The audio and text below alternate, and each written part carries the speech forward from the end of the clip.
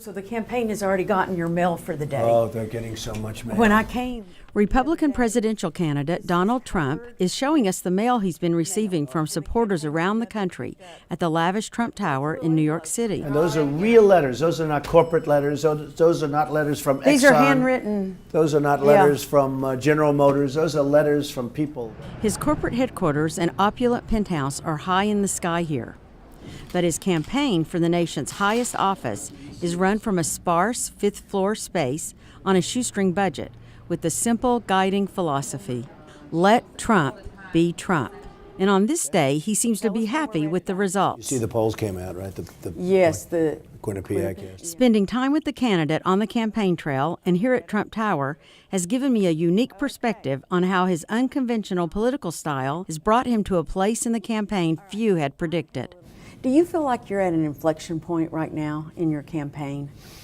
Well, we're getting such good polls, and they call it the summer of Trump. That's not me, that's everybody saying it. And it's been an amazing period of time for me and for politics and for what's going on. And I don't even know if it's me necessarily. It's a movement. People are tired of incompetence. They're tired of these incompetent politicians. And there's just been a tremendous surge, and they call it a surge. And if you look at the different polls, it came out 29%, 28%, 40%. The Gravis poll has 40% for Trump. And that's with 17 people in a race. So 40% when you have 17 people is a lot. Right. So there's a tremendous movement going on, and I think a lot has to do with the incompetence of politicians and the government doing so poorly. Well, the reason I ask if you're at an inflection point, because to put it in your pageant parlance, you know, I mean, it's kind of been, it's not a summer fling, clearly, your polls show that, but you're maybe going from the swimsuit competition to the talent competition, and you're about to introduce your tax plan. You've already done your immigration plan. So do you feel now is the time to show more substance, more meat on what you're going to be doing as a presidential candidate? Well, you know, Monica, I think I've been showing a lot of meat and a lot of substance, but people would like to see it in a plan. And the funny thing is, it's mostly people such as yourself and the writers and the journalists and maybe the pundits that would like to see like a 4-page plan or a 20-page plan or whatever it may be. I don't think the people care. I think they have confidence in me. They know what I do is right. You know, the problem with the plan is that point 1, point 2, then you have to change point 3. I'm talking in real life. Right. And it sort of doesn't work that way. You have to be flexible. You have to move. And as the boxers say, you have to go with the punches. Well, I'm going to do that because the pundits want it. But the truth is I may end up with much better than what I'm projecting because it's all a negotiation. And the people understand that, but the political people don't. In some ways, it will show where your thinking is and what direction you want to lead the country. That is true. If you become elected. So let's talk a little bit about the broad outlines of where you might go. You said you want to simplify the existing tax code, probably. What do you think you might do on corporate taxes? You've complained about corporate inversions. Right, corporate inversion's a huge problem. And, you know, honestly, there's a number of things you can do. You can go to a fair tax, you can go to a flat tax, you can go to a lot of different things. I think the quickest and the easiest is simplification of the existing tax code. But we have some ideas for, I understand the tax code probably as well as anybody that's ever done this because I've lived with it for many years. It's extremely complex. You spend millions of dollars on accountants and lawyers and all of this. You have deductions on top of deductions, and then you have givebacks, and then you have takeaways, and I mean, it's ridiculous what's going on. So simplification is the fastest way and could be the best way. And we'll be announcing it in the not too distant future. But I want to lower corporate taxes. I want to lower the rates. I want to get people to pay fair, but I want to bring taxes down. You know, we're the highest taxed nation in the world, number one, by almost any standard. When you add regulations and all the other things to it, then there's not even a contest. But I want to bring down taxes. I want to simplify taxes. And we want to have something that's going to give people an incentive to do great things. You know, conservatives are the backbone of the Republican Party. And in the past, you've supported a single-payer system, of a health system, and assault weapons ban, I think, and abortion rights. So how do you get conservatives to trust you now? Well, I've never been a big fan of the whole abortion thing, but you have to understand, in fact, in interviews I said, I hate the concept, but I wasn't a politician. I never really focused on it. Nobody even asked me the question. I mean, how do you feel about abortion, or how do you feel about single payer versus something else? Single payer could have worked years ago, but we have a much more, and this was many years ago that I said maybe that would work. And again, that was a maybe. I wasn't a politician, but it could have worked. It can't work now, and it can't work well now. The concept that I have for insurance, which I think will be fabulous, because Obamacare is two things. Number one, the premiums are through the roof.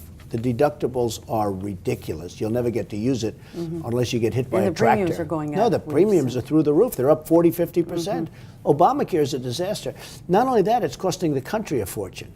If we could allow the private sector to bid on insurance, when I bid, I have a very big company. When I have people in New York, I just go to New York. They have artificial lines around the state of New York.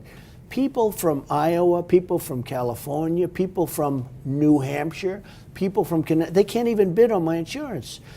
And the reason, Obamacare is great. You talk about campaign contributions. Obamacare is great for the insurance companies. The insurance companies are making a fortune with Obamacare. But they have these artificial lines around each state, and you'll get one bid. We don't get any bidding. If we opened it up, and the only thing the government should do is make sure those companies that are competing are strong financially. Other than that, they shouldn't even be involved. You would have great insurance, great health insurance, and people would be proud of it. You don't drink, you don't smoke. I presume you didn't take drugs, and you did that with your children. That seems a very conservative lifestyle. Is that something that was important to you growing up, and how did you enforce it with your children? Well, as a parent, I'm curious. Right, it was very important. I get a lot of credit because Ivanka's been so terrific. I have, Eric is in the business, and Don, and I have two younger children. But I have been asked a lot, your children seems to, knock on wood, I think good. So far, so good. You always have to knock on wood because who knows what happens, right? But they are great children. I was always very strong, no drugs, no alcohol, no cigarettes. And I'd say cigarettes because it's a good thing to say. I'd add it. But no drugs, no alcohol, no cigarettes. And I have so many friends of mine that are really smart guys, people that you report on. They come and they say, what do you think, what do you think? But their kids are into alcohol or they're into drugs. I mean, drugs are now the main thing, but they're into drugs and they won't be able to compete. What's one thing that you would like people to know about you that they don't, especially those who are dismissive of your campaign? Well, I think the one thing is I'm a nice person. I love helping people. I have great relationships with people. People think of me as not necessarily nice, but they think of me as very competent. It was very interesting.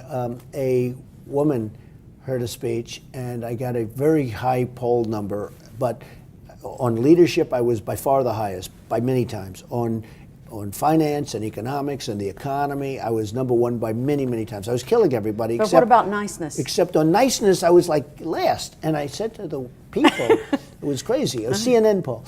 And I said to the people, I said, sort of interesting. Number one, I think I am a nice person. I help people. And a woman came up to me, she said, but are you nice enough to be president? I said, I hope I am. I think I'm a nice person. I have great relationships. But I think this is going to be an election based on competence, and we need competence. Enough with the niceness. This country's in bad trouble. We need competence. And I've said it to a lot of people, Monica, this is going to be an election based on competence. It's enough with the nice. We're tired of being beaten up by China, by Japan, by Mexico, by every single country that does business with us. And I think it will be an election based on competence. So you have all the perks of being the president now. I mean, really, but you don't have the weight of the world on your shoulders.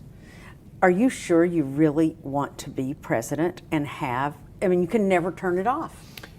I want to make the country great again.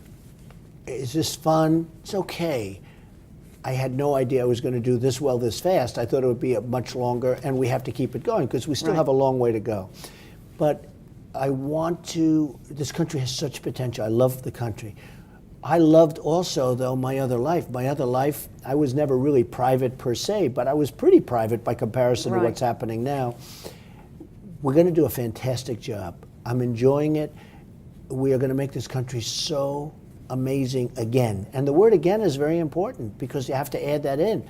It was great. I think we can make it better than ever before. We have to unleash it. People have lost their spirit. With 93 million people wanting to work. They want to work. But when you came home last night from South Carolina, Right. and you got your steak, and did you think, I'm like exhausted? Do I really? No, I was wanna do-" exhilarated. The crowd was phenomenal. The standing ovations and everything else. I mean, I actually enjoy that. But is there something at night when you go to bed that's keeping you awake about the prospect of possibly becoming president? Well, it's the excitement not of becoming president, of taking something that's really broken. Our country's broken and fixing it. You look at Baltimore, you look at Ferguson, you look at St. Louis and Chicago and different places where they're having nothing but problems. And we have powder kegs all over the country. We need jobs, we need spirit, we need so much, but our country's in serious shape. And it's not the excitement of maybe winning. And, you know, we have a good shot, but it's the excitement of really making it great again. And that, to me, excites me more than anything else. But you, as a billionaire, as a businessman, and even when you and I talked about your stock portfolio, and when you sold a bunch of your stocks, you said, I really like to do things that I can control myself. In the stock market, you can't control. That's right. If you are president, you can't control everything. I mean, do you agree or disagree that being president is not like running a business? I do, I agree, but it's also, I think it's running a business, but you have to have heart.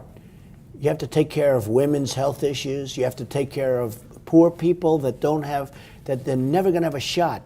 And you have to take care of African American youth who have never been in a worse position than they are right now. The unemployment rate is like 55%.